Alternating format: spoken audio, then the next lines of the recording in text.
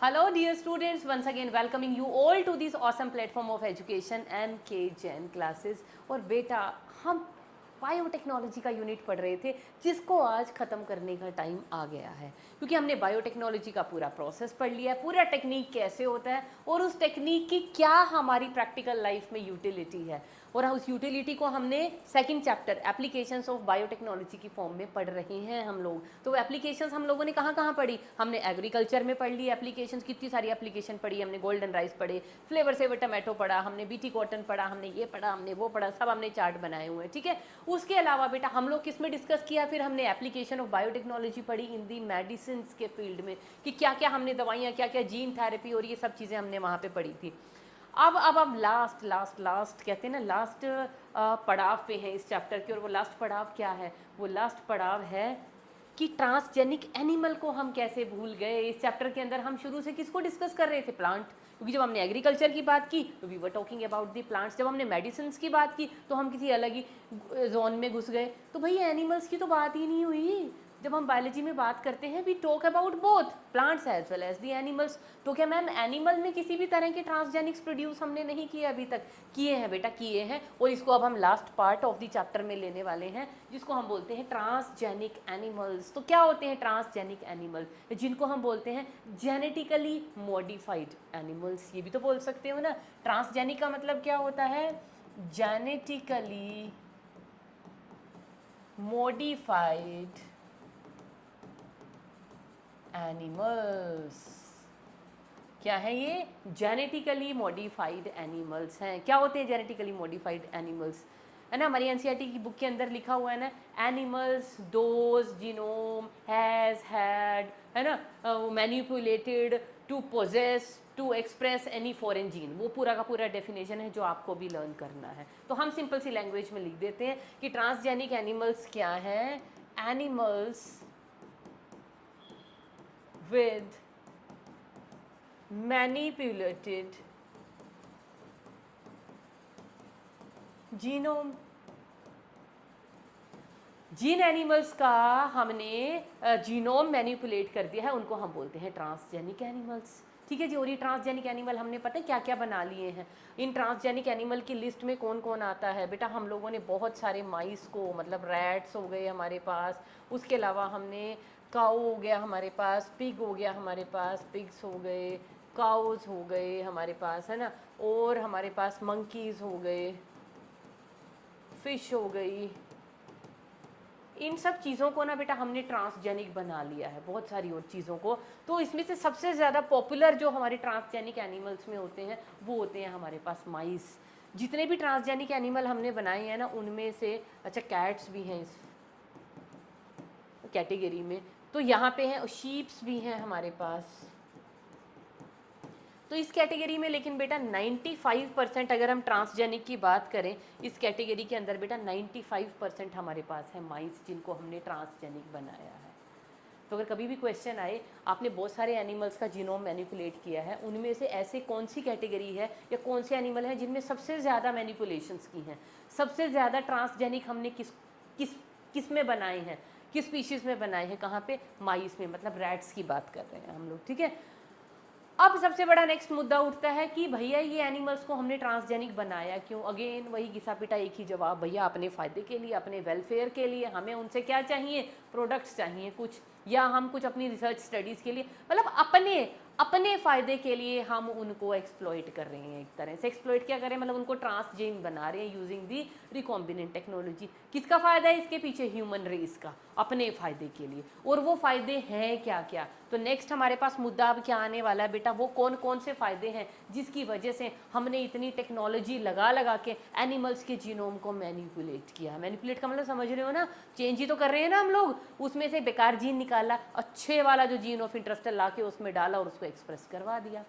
तो इस वाली चीज़ की, इस मैनिपुलेटेड जीनोम की क्या क्या एप्लीकेशंस हैं, मतलब एप्लीकेशन ऑफ ट्रांसजेनिक एनिमल्स। और हमारी एनसीईआरटी के अंदर सबसे पहली क्या लिखी हुई है बेटा? सबसे पहली जो हमारे पास आती है application, that is normal physiology and development. कुछ पेजेस अप डाउन हुए? नहीं। तो क्या है बेटा हमारे पास? Normal physiology and development. अब क्या समझ आ रहा है इसको? इसको देख के कुछ समझ में आ रहा है?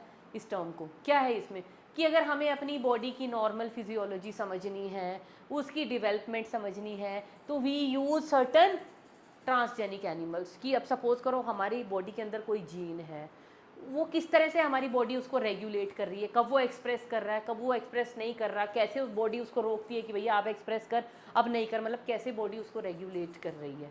तो वो सारे का सारे मैकेनिज्म को हम कैसे, अब ह्यूमन में थोड़ी स्टडी करेंगे, ह्यूमन को कैसे बलि चढ़ा दें भैया और कोई ह्यूमन अपने ऊपर करने देगा कोई एक्सपेरिमेंट जीन को लेके? नहीं। तो हम क्या करते हैं, वो एक पर्टिकुलर जीन जिसको हमें स्टडी करना है हम निकाल लेते हैं, उसको किसी एनिमल के अंदर डालते हैं। सपोज करो किसी चूहे में डाल दिया, चूहे का जीनोम क्या बन गया, ट्रांसजेनिक बन गया। वो चूहा क्या बन गया, ट्रांसजेनिक। उसका जीनोम हमने कर दिया मैनिपुलेट। कहाँ से?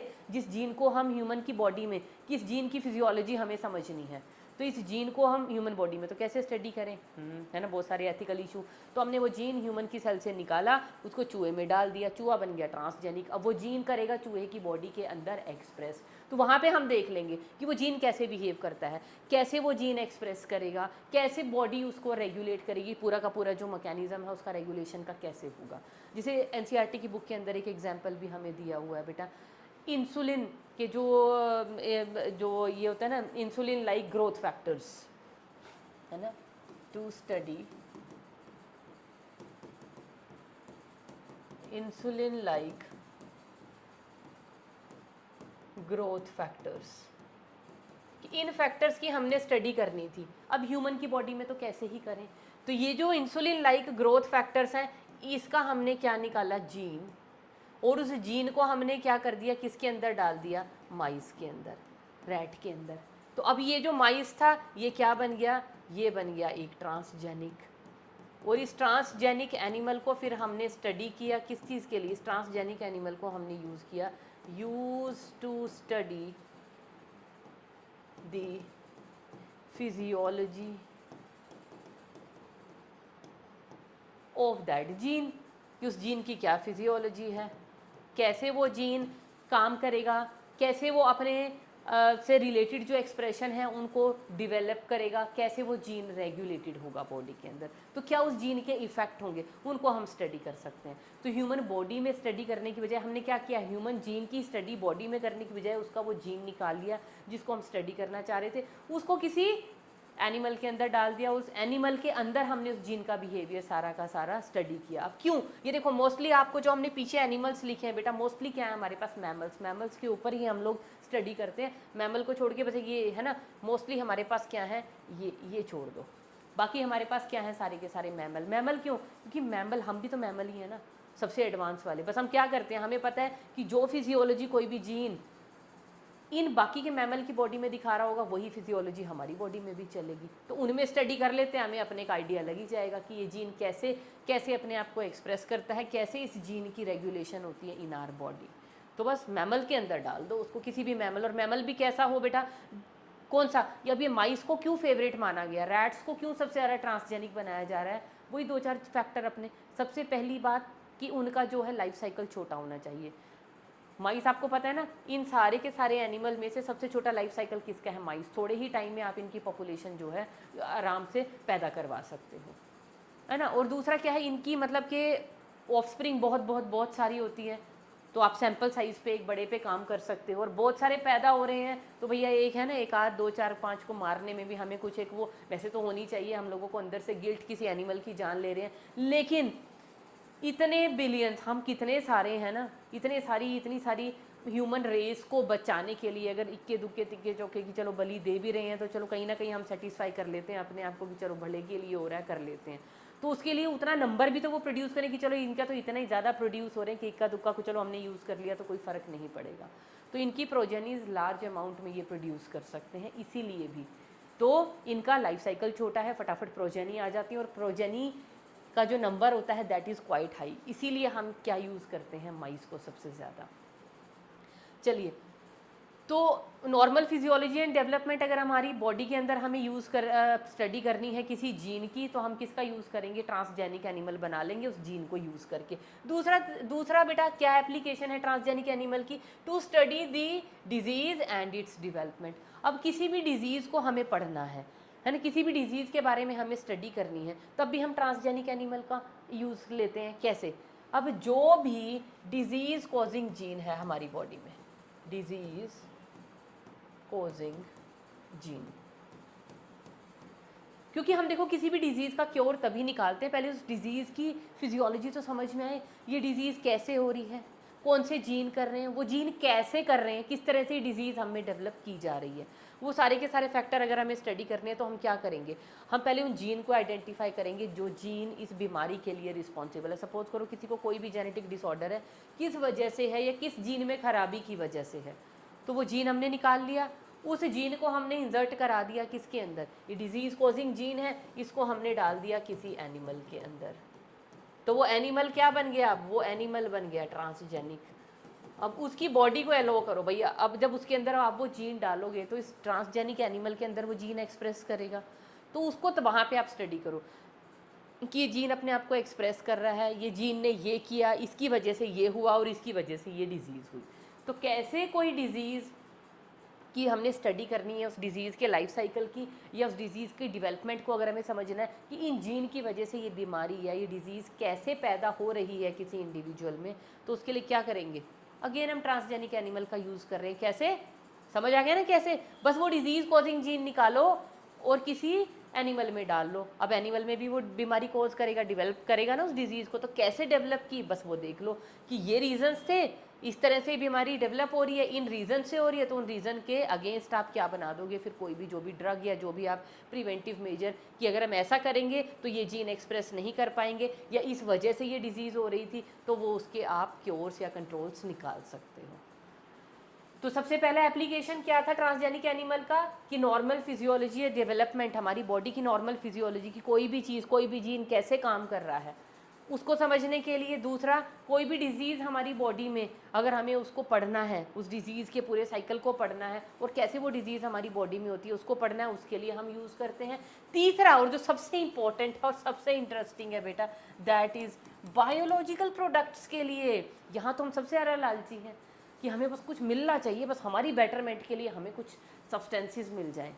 यहाँ पे भी हम क्या कर रहे हैं, एनिमल्स को ट्रांसजेनिक बना रहे हैं अपने फ़ायदे के लिए। जैसे हमने ई कोलाई को यूज़ किया ना, उसमें इंसुलिन के जीन प्रोड्यूस करवा दिए हमने, अपने फ़ायदे के लिए हम क्या कर रहे हैं, बैक्टीरिया के अंदर इंसुलिन का जीन हमने पैदा बताया था ना, ए चेन का जीन डाल दिया, बी पॉलीपेप्टाइड का जीन डाल दिया, दोनों को अलग अलग से ए और बी पॉलीपेप्टाइड आई, उनको लैब कंडीशंस में दोनों चेन्स को अलाउड किया कि भैया तुम सल्फाइड लिंकेज बना, और वो बन गया हमारा इंसुलिन। तो कैसे करवाया हमने, बैक्टीरिया में क्लोनिंग से, ई कोलाई का यूज़ किया।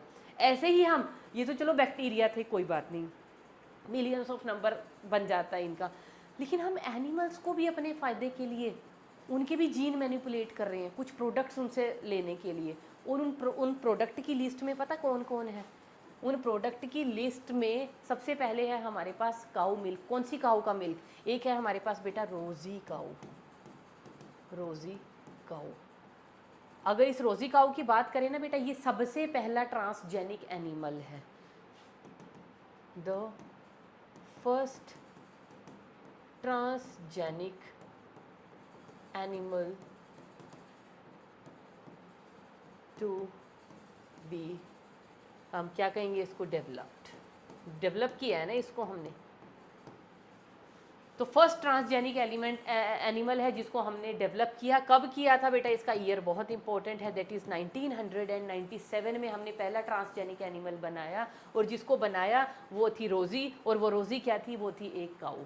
किस लिए बनाया, क्या किया हमने इसके अंदर, हमने पता क्या किया, ह्यूमन के जो मेमोरी ग्लैंड्स में मिल्क प्रोड्यूस होता है ना ह्यूमन फीमेल्स की, वो क्या होता है, that is rich in alpha lactalbumin. तो हमने क्या किया, alpha lactalbumin gene cow के अंदर इनकॉर्पोरेट करवाया, और जब वो उसके जीनोम उसका मैनिपुलेट हो गया, जीन वहाँ पे आ गया, जब वो जीन एक्सप्रेस किया तो इस काऊ के मिल्क के अंदर भी क्या आ गया, अल्फा लैक्ट एल्ब्यूमिन।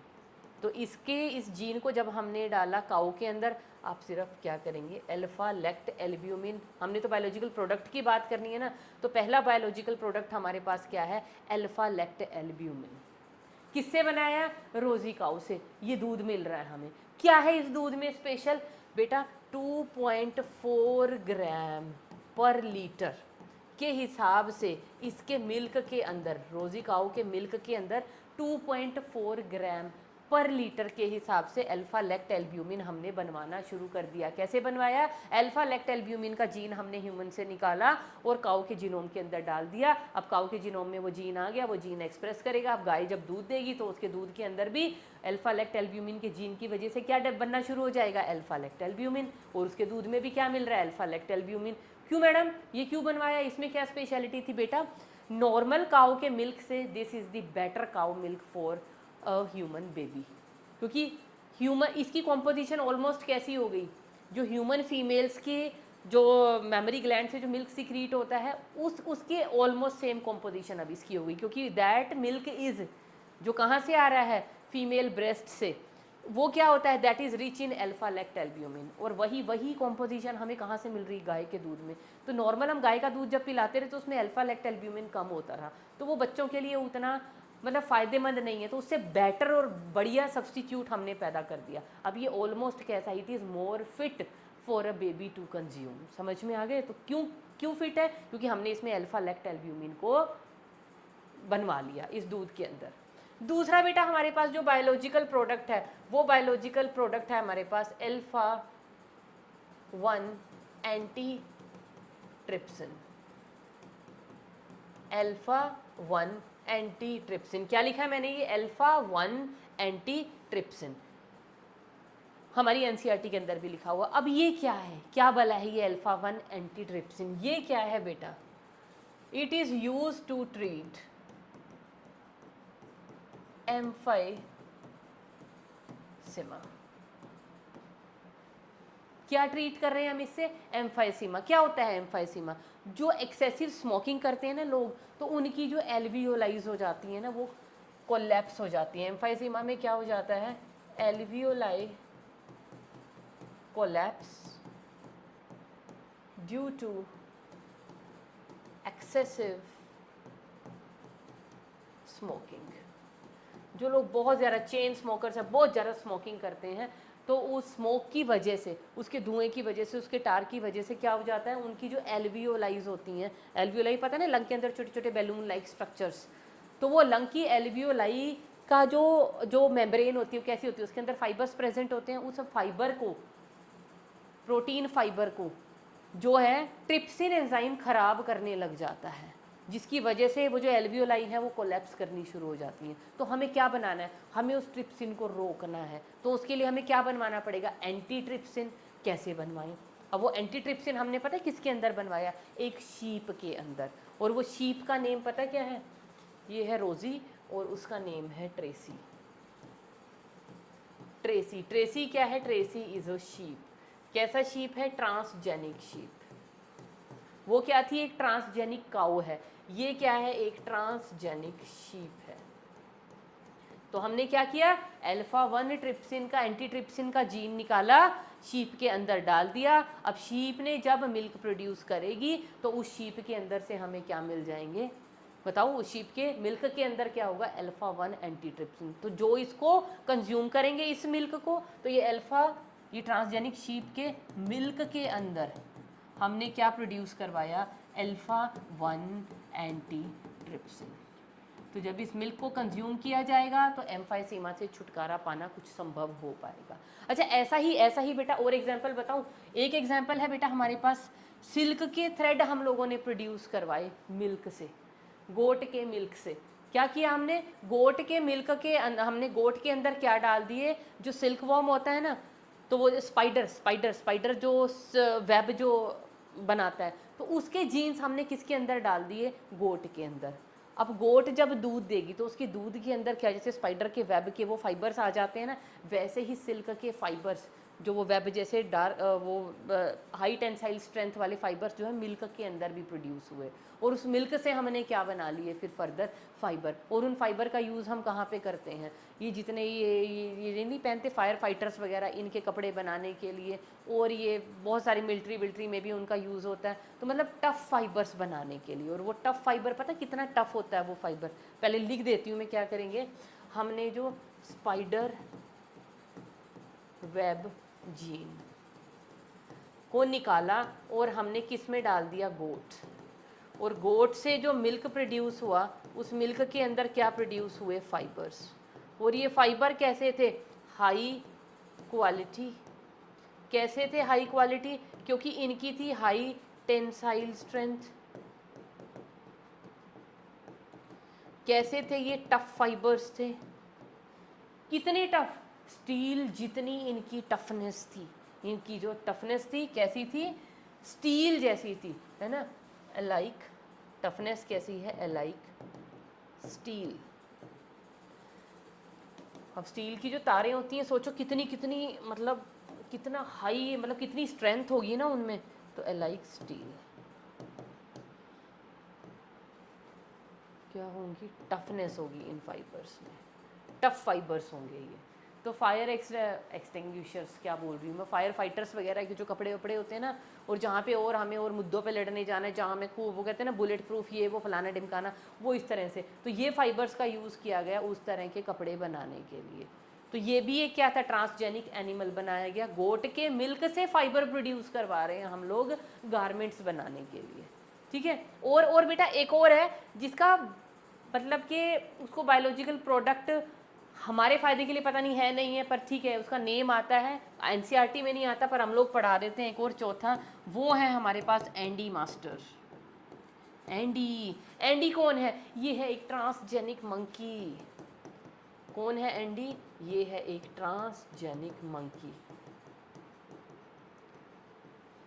अब ट्रांसजेनिक मंकी पता कैसे ट्रांसजेनिक बनाया हमने, you will be surprise to know. हम लोगों ने क्या किया, जेलीफिश के, जेलीफिश क्या शो करती है, जेलीफिश क्या होता है, लाइट एमिट करती है ना इसकी बॉडी, तो चमकती है। जेलीफिश के अंदर क्या होती है, बायोल्यूमिनेसेंस, चमकती हैं। तो ये बायोल्यूमिनेसेंस का जो जीन है हमने निकाला और किसके अंदर इंट्रोड्यूस कर दिया, इनटू दी मंकी। और ये मंकी की बॉडी क्या लग गई, चमकने लग गई। तो भी चमकदार चमकीला मंकी है हमारे पास जिसका नेम है एंडी। एंडी क्यों, इसको उल्टा पढ़ो, I stand for inserted DNA. इसके अंदर क्या किया गया, जेलीफिश का डीएनए इंसर्ट कर दिया गया। डीएनए का कौन सा पार्ट इंसर्ट किया गया बेटा, जो बायोल्यूमिनेसेंस का जीन था जिसकी वजह से जेलीफिश चमकती थी अंधेरे में, तो वो वाला जीन हमने निकाला और मंकी के जीनोम के अंदर डाल के उसको मैनिपुलेट कर दिया। तो जो मंकी उससे बना, उन सेल्स की मल्टीप्लाई होके ये वो सब हो गया, डिफ्रेंसिएशन हुआ, मैच्योरेशन हुआ, जब पूरा फुल फ्लैज ऑर्गेनिज्म आया, तो वो मंकी के अंदर क्या प्रॉपर्टी थी, बायोल्यूमिनेसेंस की। That monkey was glowing in light, तो लाइट एमिट करता था वो मंकी। ऐसे ही बेटा कुछ जापान के अंदर ना कुछ पौधे बनाए गए, वो तो एक अच्छा बायोलॉजिकल प्रोडक्ट है। क्या किया, ल्यूसीफेरिन प्रोटीन, जुगनू होता है ना, जुगनू रात को जो चमकता है, तो जुगनू की बॉडी के अंदर किस वजह से चमकता है वो लाइट में, क्योंकि उसके पास होते हैं ल्यूसीफेरिन प्रोटीन। तो ल्यूसीफेरिन प्रोटीन का जीन निकाला जुगनू से और उसको डाल दिया। जो रोड साइड हम प्लांट्स लगाते हैं ना, उन प्लांट मतलब वो प्लांट डेवलप किए गए। सेल लिया, उसके अंदर वो जीन डाला हमने जाइगोट के अंदर, और जाइगोट की जब क्लीवेज हुई, मल्टीप्लाई हुआ, सब कुछ हुआ है ना, वो सब बनेगा पूरा एम्ब्रियो स्टेज पे डाल दिया। उससे जब पूरा प्लांट डेवलप हुआ, तो प्लांट की ईच एंड एवरी सेल के अंदर क्या था, ल्यूसीफेरिन का जीन था जो अंधेरे में चमकता था। तो ऐसे प्लांट्स को अगर हम रोड साइड लगा दें, तो क्या हमें किसी भी तरह की सोलर लाइट्स का या किसी भी तरह की जो हम लाइट्स वाइट्स हाईवेज़ पे या रोड्स पे लगाते हैं, क्या उनकी ज़रूरत पड़ेगी, क्योंकि प्लांट खुद ही ग्लो करेंगे। दिन में वो चुप रहेंगे, रात को अंधेरे में वो ग्लो करने शुरू हो जाएंगे। क्यों, क्योंकि ये ग्लो करने वाला जो प्रोटीन है वो क्या था, जुगनू के अंदर था ल्यूसीफेरिन प्रोटीन। उस ल्यूसीफेरिन प्रोटीन का हमने जीन निकाल दिया, प्लांट में डाल दिया, प्लांट जगमगाने शुरू हो गए। तो हमारा जो ये स्ट्रीट लाइट्स, रोड लाइट्स होती हैं, इनका खर्चा बच जाता है ना। इस तरह के प्रोडक्ट्स के लिए बायोटेक्नोलॉजी को बहुत सारी जगह यूज़ किया गया है। तो these are some examples of that. लेकिन हमारी एनसीईआरटी के अंदर सिर्फ किसका जिक्र है, रोजी काओ का है, जिसके मिल्क से हमने बनाया अल्फा लैक्टोल्ब्यूमिन, जो बच्चों के लिए ज़्यादा फिट था फॉर कंजम्पशन। दूसरा अल्फा 1 एंटीट्रिप्सिन, ये किसके लिए है, एम्फाइसीमा के ट्रीटमेंट के लिए। फिर स्पाइडर वेब जीन हमने डाले गोट के अंदर, गोट के मिल्क से हमने फाइबर्स बनवा लिए, जिससे हमने आगे कॉस्ट्यूम्स या ड्रेसेस वगैरह जो हैं मतलब बनवाई। वो मैंने आपको कैटेगरी बता दी। उसके अलावा है एनडी भी नहीं आता, एनडी हमने आपको वैसे बता दिया। तो एनडी में, एनडी का मतलब क्या है, इंसर्टेड, अगर इसको उल्टा पढ़ेंगे, इंसर्टेड डीएनए। कैसे पढ़ना है इसको, रीड इन रिवर्स डायरेक्शन, उल्टी डायरेक्शन में इसको पढ़ो, इंसर्टेड डीएनए, एनडी का मतलब। तो एनडी क्या है, एक मंकी है। चलो बायोलॉजिकल प्रोडक्ट सबसे बढ़िया। तो अच्छा, तो एक बार दोबारा आ जाते हैं मुद्दे पे। हम एप्लीकेशन पढ़ रहे हैं बेटा ट्रांसजेनिक एनिमल्स की। अब ट्रांसजेनिक एनिमल्स की जब हम एप्लीकेशंस पढ़ रहे थे तो क्या क्या फ़ायदे हैं? एक तो बॉडी की फिजियोलॉजी, उसके जीन कैसे काम कर रहे हैं, कैसे रेगुलेट हो रहे हैं, वो पढ़ना था, इनका हमने हेल्प ले ली। दूसरा स्टडी ऑफ डिजीज़। अब डिजीज़ मॉडल, जिनको हम बोलते हैं डिजीज़ मॉडल, कोई भी डिजीज़ हमें स्टडी करनी है, उसकी डेवलपमेंट कैसे हो रही है बॉडी में, तो मैंने आपको बता दिया, उस डिजीज़ के जीन निकालो, एनिमल के अंदर डाल दो। अब यहाँ पे ना मैं क्यों आई हूँ दोबारा, यहाँ पे मैं थोड़ा भूल गई बताना कि इनको हम क्या बोलते हैं। इनको हम बोलते हैं ह्यूमन डिजीज़ मॉडल्स। डिजीज़ को स्टडी करने के लिए क्या बोलते हैं? Disease models.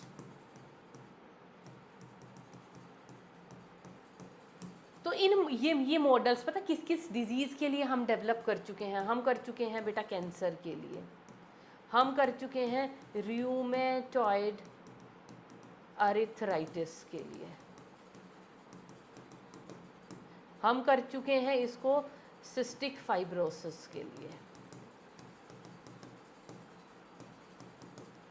ये जो डिजीज़ है ना, इनके लिए हम लोग अभी तक जो है और भी हैं इस कैटेगरी में, तो हम डिजीज़ मॉडल्स जो हैं डेवलप कर, डिजीज़ मॉडल समझ रहे हो ना, इन डिजीज़ का जीन निकाला हमने, किसी एनिमल में डाला, उस एनिमल को हम अब उस डिजीज़ का एक हमने मॉडल बना ली कि ये जीन अब ह्यूमन में कैसे काम करता है ना, वो जीन निकाला हमने, एनिमल में डाली, और एनिमल में उस जीन की अब सारी की सारी जो है हम फिजियोलॉजी स्टडी करेंगे, कैसे ये जीन एक्सप्रेस करेगा, कैसे डिजीज़ कोज करेगा, और किस तरह से डिजीज़ एक्चुअल में डेवलप हो रही है। तो वो जो एनिमल हमने जिसको ट्रांसजेनिक बनाया डिजीज़ का जीन डाल के, तो उस एनिमल को हम क्या बोलते हैं? Disease model.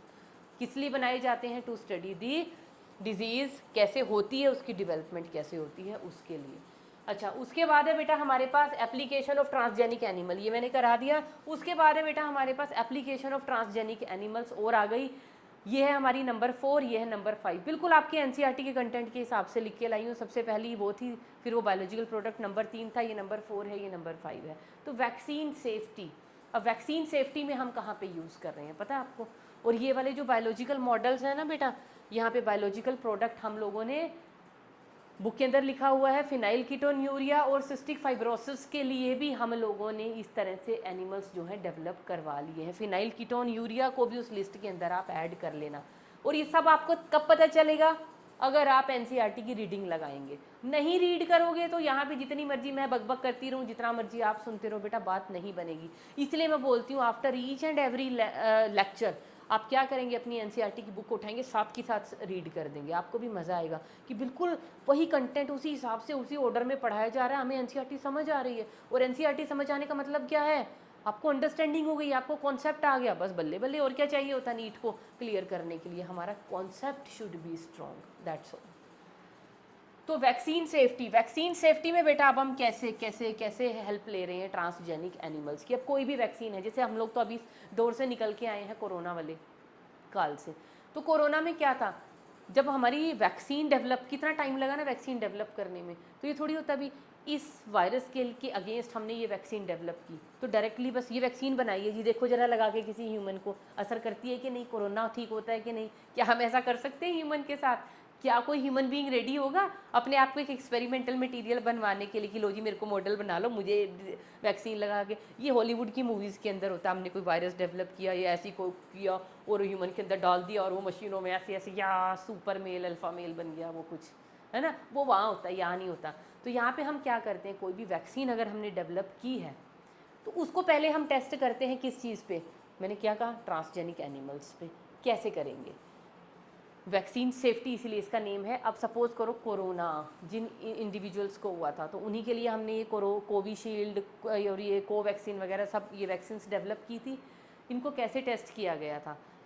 पहले हमने क्या किया, ऑर्गेनिजम्स को लिया, मंकीज़ को लिया, रैट्स को लिया, तो उनको उनके अंदर हमने वो डिजीज़ कोज करने वाले पहले जीन डाले।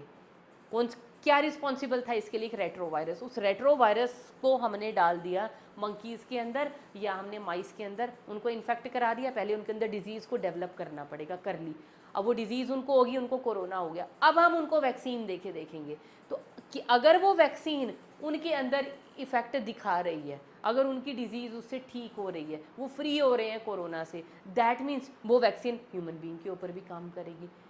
तो ये जो वैक्सीन की सेफ्टी है कि क्या ये वैक्सीन या उस वैक्सीन के कोई अटैच उसके साथ कुछ उसके कहते हैं ना साइड इफ़ेक्ट्स हैं या कुछ है, तो वो भी उस एनिमल के अंदर हमें देखने को मिल जाएंगे।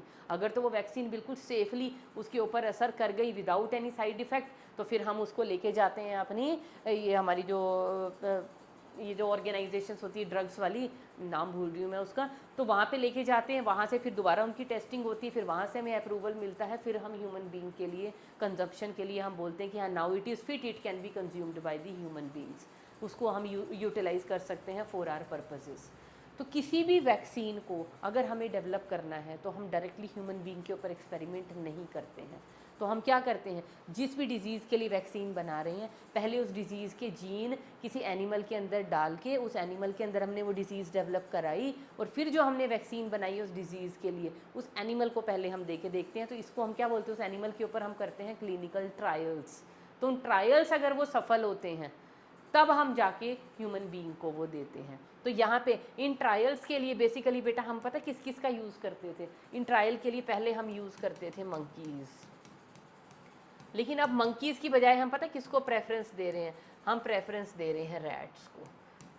अब ज़्यादातर जो हमारे वैक्सीन सेफ्टी में भी हम यूज़ करते हैं ना, रैट्स को बलि चढ़ाते हैं, जिससे कम से कम हमारे मंकीज़ बच जाते हैं। तो इस वक्त वैक्सीन सेफ्टी के लिए जो सबसे ज़्यादा एनिमल्स यूज़ किए जाते हैं वो हैं ट्रांसजेनिक रैट्स। तो क्या करते हैं, दोबारा एक बार करूँ क्या रिपीट, वैक्सीन सेफ्टी का मतलब समझ रहे हो कि कोई भी वैक्सीन सेफ़ है ह्यूमन कंजम्पशन के लिए, ह्यूमन उसको यूज़ कर पाएँ, उस वैक्सीन को इंजेक्ट करवा पाएँ, उसके लिए सबसे पहले क्या ज़रूरी है, उसकी सेफ्टी, क्या ये ह्यूमन बीइंग के यूज़ के लिए सेफ़ है या नहीं।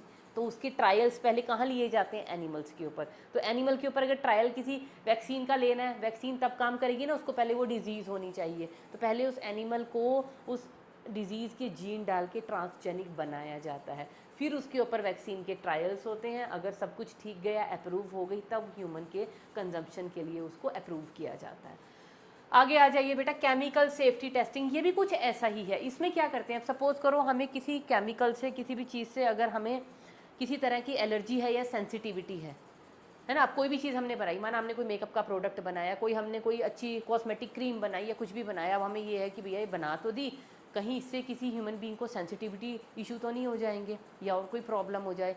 तो हम कैसे टेस्टिंग कैसे करते हैं, क्या, क्योंकि उसमें कोई केमिकल होंगे, उनसे डर हो सकता है भैया ह्यूमन को किसी तरह की कोई मतलब कि वो ना हो जाए सेंसिटिविटी, तो उस केमिकल के सेफ्टी टेस्टिंग करनी पड़ेगी। तो क्या करते हैं हम पहले क्या करेंगे, जिस भी एनिमल को लेंगे उस एनिमल के अंदर हम जीन डाल देंगे कि क्या क्या इससे सेंसिटिविटी हो सकती है। उस एनिमल को हम क्या करेंगे, हमने एक एनिमल लिया और एनिमल के हमने क्या किया, जीन इंट्रोड्यूस किए, gene introduced to make the animal sensitive towards that chemical. देखो बात को समझना क्या बोल रही हूँ, जिस केमिकल को टेस्ट करना है ना, पहले एनिमल को हम क्या करेंगे, उस केमिकल के लिए सेंसिटिव बना देंगे, खुद से बना रहे हैं, हमने जीन डाले और उस एनिमल को अपने आप से पहले सेंसिटिव बना रहे। भाई सेंसिटिव होगा तभी तो वो सेंसिटिविटी का रिस्पॉन्स देगा ना। तो हमने एनिमल को पहले बना लिया सेंसिटिव, उसके अंदर जीन डाल दिया, जीन डल गए, मैनिपुलेट हो गया तो बन गया ट्रांसजेनिक। तो इस ट्रांसजेनिक एनिमल को हमने क्यों बनाया, इसको just to test the chemical safety. क्या करेंगे, अब उस केमिकल को इस जो ट्रांसजेनिक एनिमल है इसको उस केमिकल से इंट्रोड्यूस करवाओ। अगर वो केमिकल उसके अंदर सेंसिटिव, अब वो क्या करेगा, सेंसिटिविटी अगर इस केमिकल की वजह से होगी तो वो सेंसिटिविटी को दिखाएगा, नहीं होगी तो नहीं दिखाएगा। और सेंसिटिविटी हुई तो किस एक्सटेंट तक हो सकती है, और उस सेंसिटिविटी को कैसे ठीक किया जा सकता है, क्या उसका तोड़ हो सकता है, क्या उसकी सॉल्यूशंस हो सकती हैं, वो आप लोग खोज सकते हो।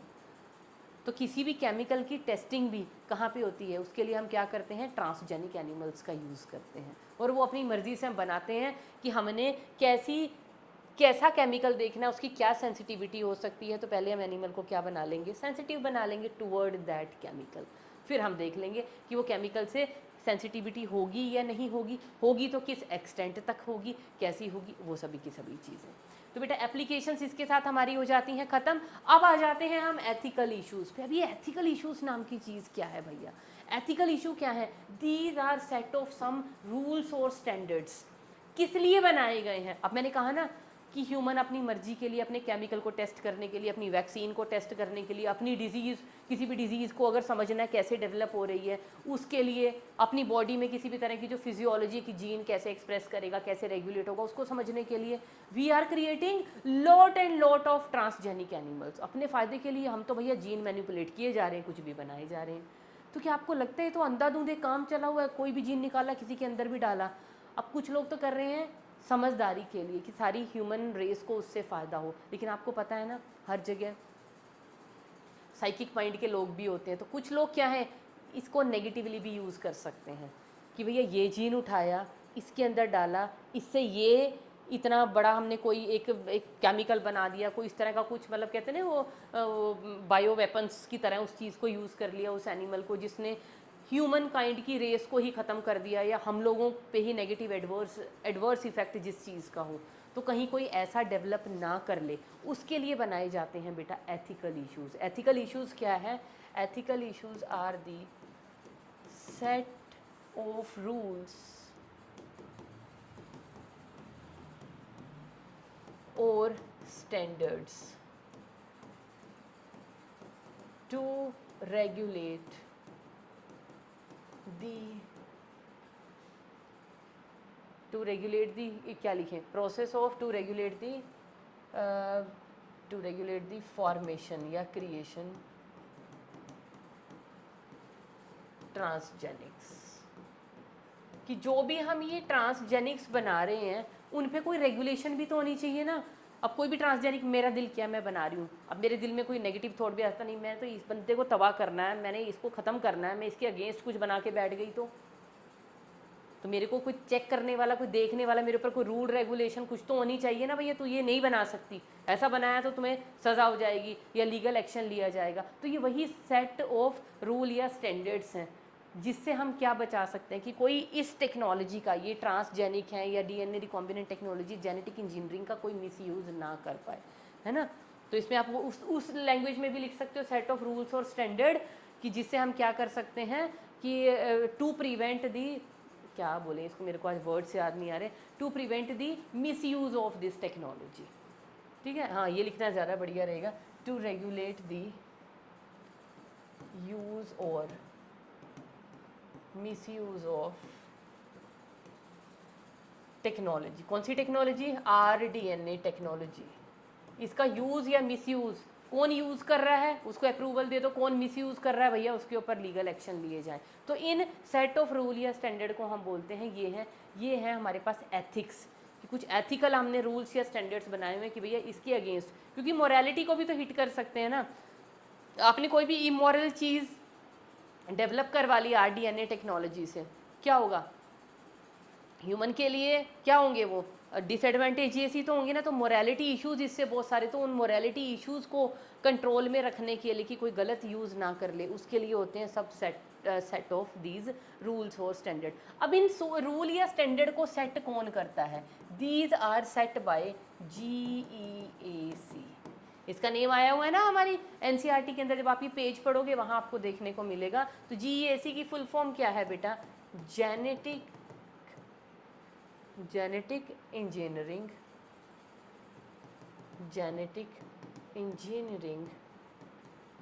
Approval committee. Genetic engineering approval committee, कि अगर सपोज करो मेरा कुछ बनाने का दिल कर रहा है कि मैं जेनेटिक इंजीनियरिंग करके मैं भी कुछ ट्रांसजेनिक एनिमल या प्लांट कुछ भी बनाती हूँ, तो ऐसे नहीं अपने घर बैठ के मैं अपनी लैब खोली और बनाने लगी, नहीं।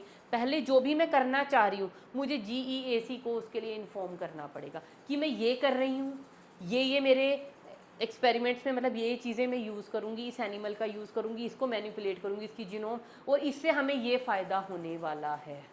क्या होने वाला है? उससे हमें ये फ़ायदा होगा।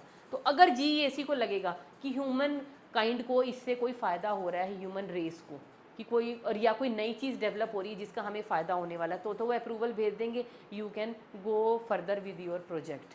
लेकिन अगर उनको लग रहा है कि इससे किसी भी तरह का कोई पैनिक हो सकता है, कोई भी डिसएडवांटेजियस काम हम कर रहे हैं या किसी भी तरह का कोई खतरा हो सकता है ह्यूमंस को, तो वहाँ पे क्या कर दिया जाता है, उस टॉपिक को वहीं पे डिसअप्रूव कर दिया कि अपनी रिसर्च को यहीं पे बंद कर दो, क्योंकि इससे ह्यूमंस को, मानवता को आगे आने वाले टाइम में खतरा पैदा हो जाएगा। तो भैया ये नहीं तो अब तक हम पता नहीं क्या क्या बना चुके होते साइंटिस्ट। आप देखते हो ना कितनी सारी हॉलीवुड की मूवीज़ देखते हो, वो सारी की सारी क्या है, गलत तोड़, जो नेगेटिव माइंड है हमारा उसके ऊपर ही तो वो पता नहीं क्या क्या क्रिएचर क्रिएट कर करके और किस तरह से वो ह्यूमंस को मारते हैं। तो आप लोगों को तो समझाने की ज़रूरत नहीं, बहुत सारी हॉलीवुड की और बॉलीवुड की आप मूवीज़ देखते हो based upon the same thing. तो वहाँ पर क्या करते हैं, हम साइंस का मिसयूज़ कर रहे हैं। तो कोई भी इस साइंस का, जेनेटिक इंजीनियरिंग का मिसयूज़ ना करे।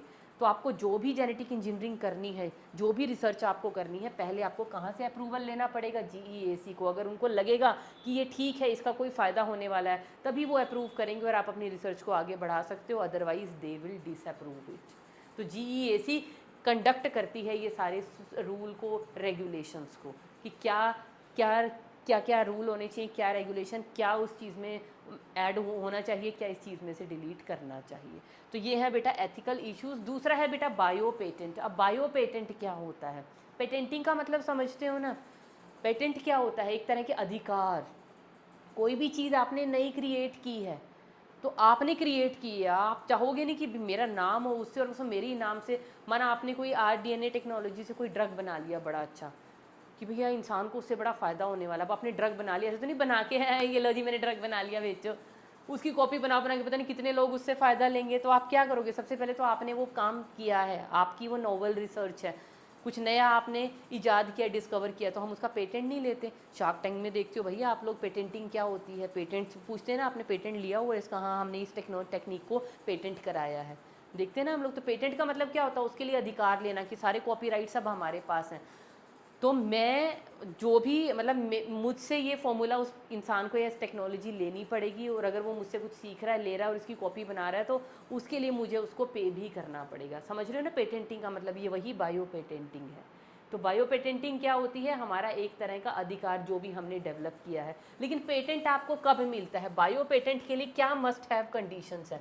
सबसे पहले जो भी आपने नई चीज़ बनाई है उसमें कुछ नॉवेल्टी होनी चाहिए। नोवेल्टी का मतलब समझते हो, नयापन, कुछ नया आपने बनाया, ऐसा नहीं किसी ने कुछ पहले बना रखा है और आप उसी को आगे बढ़ा रहे हो, नहीं नहीं, तब आपको पेटेंट नहीं मिलेगा उस चीज़ के लिए। दूसरा, उसके अंदर क्या होनी चाहिए, नॉन ऑब्वियसनेस, नॉन ऑब्वियसनेस। एक होता है ना, अच्छा ऑब्वियसली हाँ ये चीज़ तो ऐसी है, नहीं नहीं नॉन, अच्छा तो नॉन ऑब्वियसनेस होना चाहिए, कि नोवेल्टी होनी चाहिए। और तीसरी चीज़ यूटिलिटी होनी चाहिए। जो भी आपने कोई भी रिसर्च से कोई अगर आपने कुछ ट्रांसजेनिक बनाया है या किसी चीज़ को मैनिपुलेट करके कुछ बनाया है, तो उसकी यूटिलिटी भी होनी चाहिए, प्रैक्टिकल यूटिलिटी। तो अगर ये तीनों चीज़ आपके पास है, नोवेल्टी है, नॉन ऑब्वियसनेस और यूटिलिटी है, तब आपको क्या मिल जाता है, राइट मिल जाता है उस चीज़ के लिए, राइट टू एक्सप्लॉइट और टू सेल दैट, जो भी आपने बनाया है, कोई भी चीज़ हम लोगों ने डेवलप की है इस चीज़ से। ठीक है, तो बायो पेटेंट का मतलब आप समझ गए। अब ऐसे बायो पेटेंटिंग में अब इसमें ना कुछ एग्जांपल देती हूँ आपको। देखो पेटेंट क्या होता है, या बायो पेटेंट में नहीं पढ़ते हम, उसको पायरेसी में पढ़ लेते हैं, आपको तब ज़्यादा अच्छा लगेगा। बायो पायरेसी, अब पायरेसी का मतलब आप समझ रहे हो, व्हाट इज़ पायरेसी। पायरेसी का मीनिंग होता है, पायरेसी का मतलब होता है कॉपी करना या स्टीलिंग करना, to steal. Piracy means to steal, है ना। आज की जनरेशन को तो पायरेसी का भी पता है, क्या करते हैं पायरेसी में, पता है ना। थिएटर में बैठ के मूवी बना ला वो अच्छे कैमरा से, तो किसी भी सुपर हिट मूवी का पहले ही प्रिंट है ना, वो बेच देते हैं पायरेटेड CDs बना के, और वो सब बना के उसकी कॉपीज़। तो पायरेसी क्या होता है, आपने किसी चीज़ को, किसी और पर्सन की वो रिसर्च थी, लेकिन आपने उसको कॉपी करके और उसकी परमिशन के बिना आप उससे फ़ायदा कमा रहे हो, उसको हम क्या बोलते हैं, पायरेसी। और बायो पायरेसी समझ में आ गई, किसी भी लिविंग ऑर्गेनिज्म को आपने मैनिपुलेट किया, उससे सबको फ़ायदा हो रहा है, आपने उसका पेटेंट लिया कि भैया अब इस जो भी काम हुआ है या इससे जो भी फ़ायदा होने वाला है, उस सारे का क्रेडिट मुझे आएगा। लेकिन आपकी उसी टेक्निक को, उसी मैनिपुलेट करके जो आपने नई चीज़ बनाई है, उस आपके फॉर्मूला को कोई चुरा के और उस पर काम करके वो भी फ़ायदा कमा रहा है, तो उसको हम क्या कहेंगे, बायो पायरेसी। देखो इसको एक एग्जाम्पल से समझते हैं, जो कि एक रियल एग्जाम्पल है। यहाँ पे क्या किया था बेटा, US के साइंटिस्ट ने हमारे पास क्या किया, हमारे पास इंडिया के अंदर क्या है, we have 2 lakhs, varieties of rice in India. कितनी वैरायटी है हमारे पास, 2 लाख वैरायटी है हमारे पास चावल की, जिसमें से बेटा 27 वैरायटीज किसकी हैं, बासमती राइस की, बासमती राइस की। तो यूएसए वाले लोगों ने पता क्या किया, यूएसए के साइंटिस्ट ने क्या किया, यूएस की एक ड्वार्फ राइस वैरायटी थी, ड्वार्फ राइस वैरायटी थी, उसको क्रॉस करवाया बेटा one of our basmati rice के साथ, और इससे क्या बन गई, एक न्यू वैरायटी। और उसके लिए उन्होंने क्या अप्लाई कर दिया, पेटेंट, कि भैया हमने ये नई वैरायटी बनाई है, देखो बिल्कुल नई है, ऐसी पहले किसी ने नहीं बनाई, हमें इसके लिए पेटेंट दे दिया जाए। तो यूएस पेटेंट लॉ, अब जब पता चला कि पेटेंट दिया जाए, ये कुछ नई वैरायटी हम लोगों ने बनाई है, तो कुछ इंडियंस ने एक्नॉलेज कर लिया इस चीज़ को, अरे भैया नई वैरायटी बनाई है, वाह बधाई, कैसे बनाई भैया, हमने ये ड्वार्फ वैरायटी ली, ये बासमती, बासमती बासमती कहाँ से लाए, नहीं नहीं कहीं से भी आया, कोई बात नहीं, आप वैरायटी देखो, नहीं नहीं हमें वैरायटी नहीं देखनी, हमें तो ये बताओ, ये बासमती तो इंडिजीनस है भैया, इंडिया का, ये इंडिया का है, आप इसको यहाँ पे लाके आपने क्या कहीं से अप्रूवल लिया इस चीज़ का, किसी को वहाँ पे बताया है इंडिया में कि हम आपकी एक वैरायटी को यूज़ कर रहे हैं अपने रिसर्च पर्पजेज़ को, किसी को कानो कान खबर नहीं है, चुरा के हमारी एक बासमती राइस की वैरायटी को उसको क्रॉस करा दिया अपनी किसी ड्वार्फ राइस की वैरायटीज़, और कहते हैं हमने नई वैरायटी बना ली। तो जैसे ही इंडिया में ये चीज़ एक्नॉलेज हुई, तो बेटा हम लोगों ने उन पे केस किया, और उनको ये पेटेंट नहीं मिला भी था, तो इस पेटेंट को हम लोगों ने वापस ले लिया, क्योंकि बासमती राइस का पेटेंट सारा का सारा 27 वेराइटीज़ का कहाँ पे है, क्योंकि ये स्पीसीज़ कहाँ बिलोंग करती है, टू इंडिया, तो सिर्फ इंडिया ही इसको यूज़ कर सकता है फॉर आर रिसर्चेज और अदर पर्पजेज़। अगर किसी और कंट्री को, किसी और नेशन को, किसी और पर्सन को अगर इसको यूटिलाइज़ करना है, तो सबसे पहले इंडियन गवर्नमेंट को और जो भी इससे रिलेटेड जो कमेटीज़ हैं उससे उसको अप्रूवल, उससे उसको परमिशन लेके फिर इसको वो यूज़ कर सकता है। अदरवाइज़ हम इसको किस कैटेगरी में डालेंगे कि तुमने बायो पायरेसी की है हमारी बासमती की वैरायटी की। ऐसे ही बेटा और एग्जाम्पल दूँ एक और आपको, एक और एग्जाम्पल है यहाँ पे जो हमारी टर्मरिक है, टर्मरिक। यूनिवर्सिटी ऑफ मिसिसिपी ने पता क्या क्या उन्होंने क्लेम किया, किसने, university of Mississippi, university of Mississippi ने कहा भैया टर्मरिक के ना के पास हैं वुंड हीलिंग प्रॉपर्टीज़, टर्मरिक के पास क्या है, वुंड हीलिंग प्रॉपर्टीज़ हैं भैया, इसको हम यूज़ कर सकते हैं वुंड्स को हील करने के लिए। ठीक है, हमने ये सबसे पहले बताया है, ये सबसे नोवल रिसर्च हमने की है, इसके लिए हमें पेटेंट दे दो भैया। क्या उनको मिलना चाहिए था, नहीं मिलना चाहिए था ना, क्योंकि भैया हम तो बरसों से हमारे पूर्वज हमारे पुरखे उनको यूज़ पता है टर्मरिक का, तभी तो सब्जियों में डालते रहते हैं हम लोग कि भैया अभी किसी को कोई चोट लगी है, कहीं कोई दुख दर्द हुआ, तो फटाफट दूध के अंदर हल्दी घोल के हम लोग पिला नहीं देते कि पियो भाई पियो, इसमें हल्दी है, हल्दी आपके घाव जख्म बड़ी जल्दी भरेंगे। अरे हमारे यहाँ तो बच्चा बच्चा जानता है, और मिसिसिपी वाले कह रहे हैं हमारी रिसर्च हमें पेटेंट दो। तो क्या इसमें कोई नोवेल्टी थी, ये चीज़ ऑलरेडी इंडिया वालों को पता थी, तो देयर वॉज नो नोवेल्टी, कि ये तो चीज़ ऑलरेडी पता है, ऑलरेडी ऑब्वियस है, सबको पता है, तो भैया उनको इसके लिए पेटेंट नहीं मिला। दे वर ट्राई टू क्या कर रहे थे, एक तरह से पायरेसी ही तो कर रहे थे, ये प्रॉपर्टीज़ हमें ऑलरेडी इंडिया में पता है। थर्ड इसका बेटा एक और एग्जाम्पल जो हमारी एनसीईआरटी के अंदर दिया हुआ है वो किसका है, नीम का। नीम जर्मनी के अंदर बेटा एक इंस्टीट्यूट है, उन्होंने बेटा रिसर्च की और उन्होंने पता क्या कहा कि नीम के पास है एंटी फंगल प्रॉपर्टीज़। क्या है, नीम है एंटी फंगल है, किसी भी तरह के फंगल इन्फेक्शन को नीम किल कर सकता है, तो भैया लाओ पेटेंट। हमने बड़ी नोबल रिसर्च की। अगेन भाई हमारे यहाँ तो पुश्तों से, जनरेशन से ये चीज़ हमें पता है, नीम का इस्तेमाल हम लोग पुराने हमारे जो दादा परदादा थे, आपको पता है ना, बारिश वारिश के मौसम में ये सब नीम के पानी को गर्म करके नीम के पत्तों को उबाल के उनसे नहाते थे। किसी भी तरह का कोई चर्म रोग, कोई इन्फेक्शन, स्किन इन्फेक्शन उनको होता था, उनको तो ऑलरेडी ये प्रॉपर्टीज़ पता थी, कब से वो यूज़ करते आए हैं नीम के पत्तों को, और नीम को पीस वीस के उसकी औषधि वो क्या होता है, वो वैद हमारे जो आयुर्वेदा में इसको यूज़ किया जा रहा है बड़े दबा के। तो भैया आप कौन होते हो हमें बताने वाले कि इसकी एंटी फंगल प्रॉपर्टी है? We already know it. तो क्या इसके बारे में उनको पेटेंट मिलना चाहिए था? नहीं मिला, बिकॉज इसमें कोई भी नोवेल्टी नहीं थी।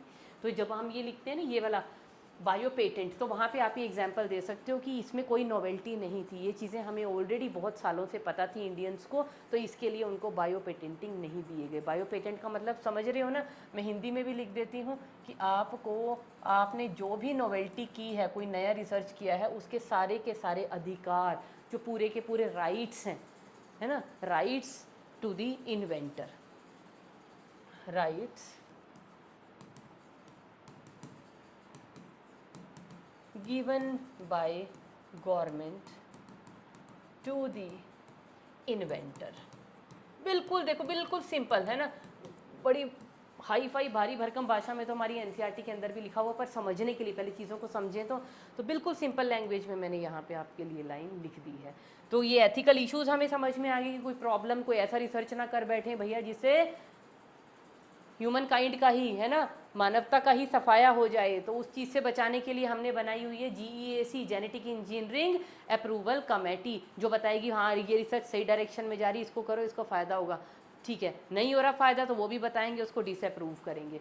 तो वो एथिकल इश्यूज़ हो गए हमारे। दूसरा बायो पेटेंटिंग, कुछ भी नया बनाया है, बढ़िया बनाया है, जिसका फ़ायदा होने वाला है, तो भैया उसकी पेटेंट भी लेने चाहिए, उसके अधिकार, उसके कॉपीराइट्स हमारे पास होने चाहिए। और तीसरा है बायो पायरेसी। बायो पायरेसी क्या होता है? अगर आपने कोई चीज़ बनाई है और उसको कोई चुरा के आपके राइट्स को कोई एक्सप्लॉइट करे, तो उसको हम बोलते हैं बायो पायरेसी। इनको with respect to the examples मैंने आपको समझा दिया है। और अभी साथ के साथ अब हम क्या करेंगे, चैप्टर तो हमारा हो गया ख़त्म, तो हम अभी के अभी लगाएंगे एनसीईआरटी की रीडिंग, ताकि ये जो चीज़ें मैम ने वर्ड्स में बोली हैं वो आपको अपनी बुक के अंदर जब वर्ड टू वर्ड लिखी मिलेंगी ना, तो वो आप उनको ज़्यादा अंडरस्टैंड कर पाओगे। क्योंकि इन चीज़ों को अगर आप बाद में पढ़ोगे ना, फिर भूल जाओगे एथिक्स क्या थे, पेटेंट क्या था, पायरेसी क्या थी। वैसे तो मुझे पता आज की जनरेशन स्मार्ट बहुत है ना, ऑलरेडी इन टर्म से आप लोग एक्वेंटेड हो, पायरेसी क्या होती है, पेटेंट क्या होता है, पर स्टिल हमें with respect to biology, with respect to जो भी हमने टेक्नोलॉजी पढ़ा है उसको पढ़ना है। और एग्जाम में तो हमें वर्ड टू वर्ड एनसीईआरटी वाली हमें टर्मिनोलॉजी यूज़ करके इसको लिखना है। तो बेटा उसको पढ़िए, समझिए क्या है ये। इसको बच्चे बड़ा डिफिकल्ट मानते हैं, इट इज़ नॉट डिफिकल्ट, बस एग्जाम्पल अपने टिप्स पे रखिए, and that's all with this chapter.